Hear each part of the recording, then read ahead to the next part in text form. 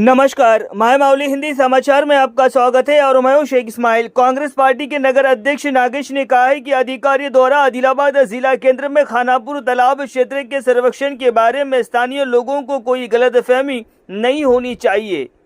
उन्होंने रविवार को स्थानीय प्रेस क्लब में ये बात कही। उन्होंने कहा है कि तालाब में कितने अतिक्रमण है इसका सर्वे कराया गया है। सर्वे का उद्देश्य तालाब में नए निर्माण को देखना है। नेता इनके साथ में शकील और कलीम मौजूद रहे।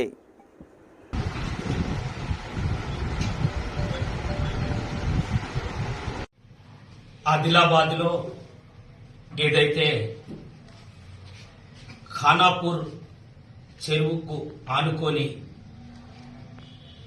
కలెక్టర్ గారు ఇచ్చిన ఆదేశానుసారం సర్వే చేస్తున్నారో ప్రజలు ముఖ్యంగా కాంగ్రెస్ నినాదం కూడు గూడు నీడ, ఎవరు గూడు గుంజుకోదు, ఎవరి నీడ గుంజుకోదు కాంగ్రెస్. ఏదైతే కేంద్ర ప్రభుత్వం ఎంపీటీ అని ఒక స్కీమ్ పథకము తేవాలనుకుంటుందో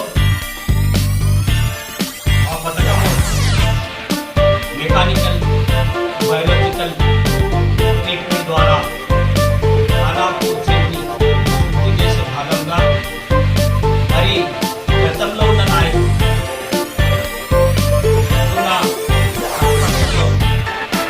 జోగురామన్న గారు కానీ గతంలో పాయశంకర్ కేంద్రంలో ఉన్నప్పుడు మరి ఈ స్థానిక ఎన్నికల ఆడే గేమ్ ప్రజలని భయభ్రాంతులు చేసే గేమ్.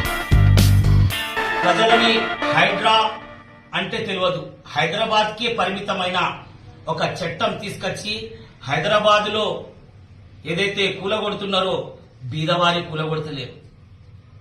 ఎవరైతే విల్లాలు కట్టుకున్నారో, చెరువులు దోచుకున్నారో వాళ్ళే. కాంగ్రెస్ పార్టీ తరఫున స్పష్టంగా హామీస్తున్నాం, ఏదైతే ఆదిలాబాద్ ఖానాపూర్ చెరువుకు ఆనుకొని ఉన్న ప్రజలకు ఎటువంటి హాని కాదు.